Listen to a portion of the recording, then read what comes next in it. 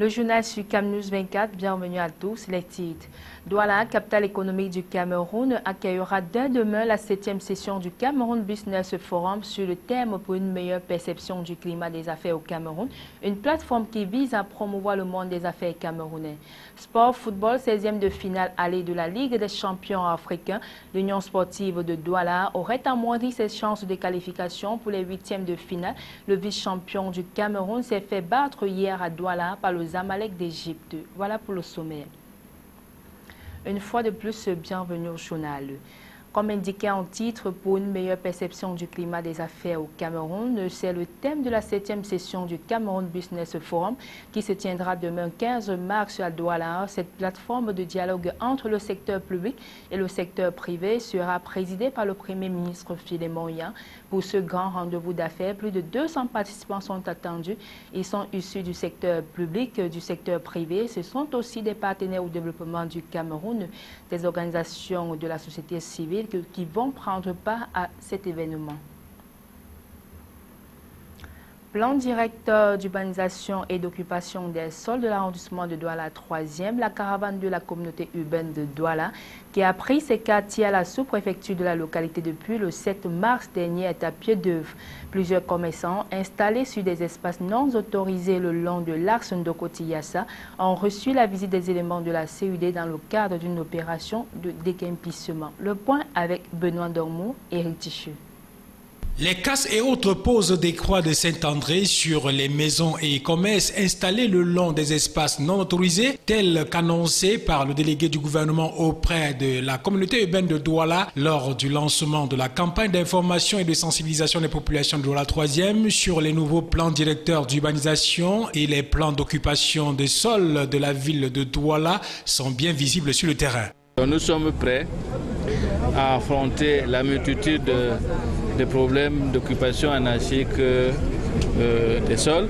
Vous savez qu'ici on construit beaucoup sans qu'on demande la permission. Nous avons le problème de désordre urbain. Ici, toutes les boutiques et comptoirs qui longent l'axe du marché Lorbaba à Niala ont reçu la visite des éléments de la lutte contre le désordre urbain de la CUD. C'est pour cela que nous pensons que M. le maire, ayant bien préparé le terrain, notre présence va beaucoup aider les populations de Douala 3 à d'abord mieux comprendre les nouvelles orientations du développement de la ville de Douala, mais surtout les règles d'occupation de sol. On n'est pas venu en guerre. Il est important de noter que le nouveau plan directeur d'urbanisme et les plans d'occupation des sols qui viennent transformer la ville de Douala à l'horizon 2025 en une métropole régionale moderne tournée vers l'avenir ne se fera malheureusement pas sans casse et déguerpissement. Comme quoi, on ne saurait faire d'omelette sans casser les œufs. Santé, depuis 2006, le Cameroun est engagé dans la lutte contre les parasites infantiles. Dans cet objectif, les ministres de la Santé publique et de l'Éducation de base ont lancé comme chaque année une vaste campagne de déparasitage des enfants scolarisés contre les bilharzioses et les vers intestinaux. C'est l'école publique de Fandena 2 qui a servi de cadre pour la cérémonie. Le point avec Jean-Pierre Bitongo, Marcel Bondo-Aben, Colombe et Catal. La bonne santé est garante de bons résultats scolaires.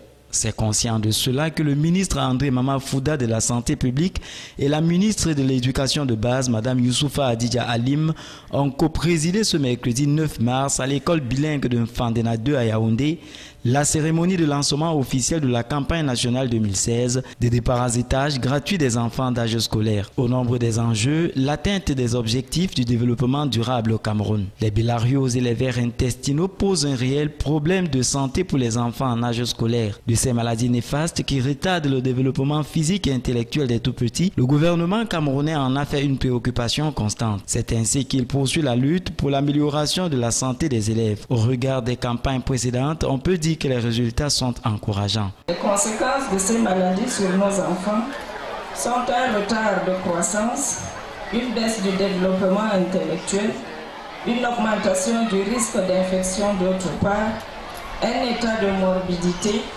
l'absentéisme et les déperditions scolaires en cas d'aggravation de la maladie ou d'absence de traitement adéquat.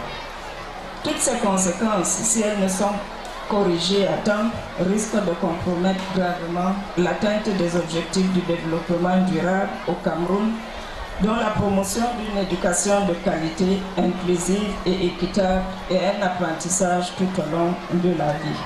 Cette campagne, qui s'inscrit dans le cadre de la mise en œuvre des activités du programme national de lutte contre la schistosomiase et les helminthiases intestinales au Cameroun, a pour objectif de contribuer à la formation d'un citoyen sain de corps et d'esprit. Dans les 10 régions, chaque enfant recevra un comprimé de mébendazole. C'est des régions de l'Adamawa, de l'extrême nord et du nord qui sont les plus touchées par la bilariose ont reçu, en plus du mébendazole, des comprimés de praziquantel. Dans son propos, le ministre de la Santé publique ne s'est pas limité à la phase soignante. André Mama Fouda a exhorté les élèves et parents d'agir en matière de prévention. Selon lui, cela passe par une bonne hygiène de vie qui implique de toujours utiliser les latrines, de se laver les mains avec de l'eau propre et du savon avant de manger, d'éviter de marcher pieds nus. La saison des mangues approchant, propice à l'augmentation du taux d'infection, le MinSanté a martelé sur l'importance de laver tout fruit avant consommation. Le projet de cette campagne que nous avons lancée aujourd'hui ici à l'école publique d'Infandena, mais qui se déroule sur l'ensemble du territoire et où nous visons donc de parasiter les enfants âgés de 5 à 14 ans qui sont dans l'âge scolaire, et ces enfants représentent à peu près 6 millions de notre population. On ne le dira jamais assez, la santé n'a pas de prix. Fédération nationale des sports scolaires Ligue B, la représentation du Nord veut être conquérante aux prochaines finales nationales prévues à Ebolova dans la capitale régionale du Sud. Les finales régionales ont duré 2 jours et prendront fin vendredi dernier au stade Omnisport de Rumdi-Adian avec 122 athlètes sélectionnés qui vont désormais défendre les couleurs de la région du Nord. Jusqu'à Aman Bonnier, Valdez-Kongang. Le désir est partagé par tous. Athlètes et encadreurs de la région du Nord souhaitent faire bonne figure au final national FENASCO B et pourquoi pas décrocher la palme d'or et glaner autant de médailles possibles. Les athlètes venus des départements du Mayoré, Mayo-Oulo, du Faro et de la Benoué ont rivalisé d'adresse avec un esprit de fair play pour constituer à la fin une équipe. C'était à l'occasion des finales régionales. Pendant 2 jours, ces enfants dont l'âge maximum est 12 ans se sont affrontés dans les différents sites de la compétition dans la ville de Garoua. Athlétisme, volley, hand, football, badminton ou saut en hauteur, ils ont partagé des valeurs athlétiques avec un vœu, celui de faire mieux à Ebolova dans la capitale régionale du Sud dans quelques semaines. C'est d'ailleurs là les instructions du représentant du gouverneur aux athlètes et encadreurs de se surpasser pour que la région du Nord célèbre des médailles au retour de ces Jeux. Au total, ils étaient plus de 300 athlètes qui ont pris part au final régional des FENASCO B cette année pour ne retenir que 122. Au classement général, le département de la Benoué vient en tête avec 310 points, suivi du Mayo-Louti qui engrange 215 points, du Mayoré 110 points et du Faro qui ferme la queue avec 80 points. Appelés à défendre la même cause, ces athlètes ont défilé avant la compétition par délégation départementale. Au terme des Jeux, ils ont formé un seul carré, en signe de solidarité. Sport football, 16e de finale allée de la Ligue des champions africains, l'Union sportive de Douala aurait amoindri ses chances de qualification pour les 8e de finale. Face aux Amalek d'Égypte hier dimanche, le représentant du Cameroun. Reportage. À l'intérieur ou à domicile, les formations du Maghreb sont presque imbattables. À l'extérieur, elles se font battre difficilement. Et quand elles ramènent une victoire hors de leur fief, la tâche devient encore plus compliquée pour l'adversaire au match retour. Dimanche, au stade de la réunification, la formation égyptienne ici en blanc a peut-être brisé le rêve unioniste, celui d'une victoire à domicile. Face à une équipe de l'Union sportive de Douala fougueuse, le Zamalek a fait prévaloir son expérience. Les 45 premières minutes sont presque soumises à l'observation. 0 but partout. À la reprise, malgré quelques assauts de la formation locale, le club égyptien va créer la surprise. Le but des visiteurs jette un coup de foi dans la cuvette de Bépanda. Le reste de la partie permet aux Amalek de gérer la suite. 1-0, score final. Côté Union Sportive de Douala, le rêve est sans doute entaché de déception. Retour prévu dans une semaine au Caire. Voici à présent la réaction du coach de l'Union Sportive de Douala. C'était une belle partie quand les enfants ont mis le maillot, ils ont bien joué. Le coach était tué. C'est qu'on a manqué de réussite. Surtout en première mi-temps, on s'est pris beaucoup d'occasions. Là, c'est compliqué. Il faut qu'on travaille dur pour aller chercher la qualification. Ça va être très dur. Mais c'est possible parce que si on corrige, si on essaie de rectifier ce qui n'a pas marché, c'est après le départ pour la qualification. Place à la page étrangère avec l'AFP. Le crash de la Germanwings était bien un acte volontaire du copilote allemand. C'est ce qu'ont confirmé dimanche les experts français du BEA dans un rapport qui recommande de renforcer le contrôle médical des pilotes, voire de rompre le secret médical en cas de problème psychologique. Le copilote Andreas Lubitz, qui souffrait de dépression, avait précipité son avion au sol le 24 mars 2015, provoquant la mort de 150 personnes.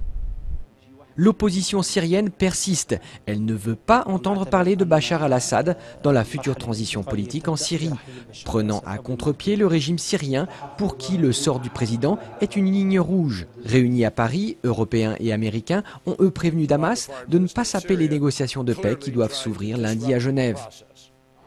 Des conditions de vie effroyables, c'est ce que connaissent plus de 12 000 migrants, dont de nombreux enfants, bloqués à la frontière macédonienne sous la pluie et dans la boue. Épuisés, ils crient leur désespoir et leur volonté de trouver une nouvelle vie en Europe. La veille, l'artiste chinois Ai Weiwei leur avait apporté son soutien en organisant un petit concert où il avait fait jouer une jeune pianiste syrienne. Rappel à l'ordre de Barack Obama, le président américain a demandé aux candidats à la primaire de cesser les insultes et les railleries de cours d'école. Un message clairement destiné au républicain Donald Trump, dont les discours enflammés ont poussé des opposants à venir troubler ses meetings. Mais le milliardaire s'est dit au contraire galvanisé dans sa campagne et a rejeté la faute sur ses adversaires. Des déguisements loufoques, des décollages et des chutes dans l'eau. Bienvenue au Birdman, une compétition de bienfaisance organisée au bord d'une rivière à Melbourne où l'objectif est de rester en l'air le plus longtemps possible. Le vainqueur a réussi à parcourir 17 mètres, grâce notamment à une tenue plus conventionnelle. Fin du journal, merci à tous de l'avoir suivi et bonne suite des programmes sur CamNews 24.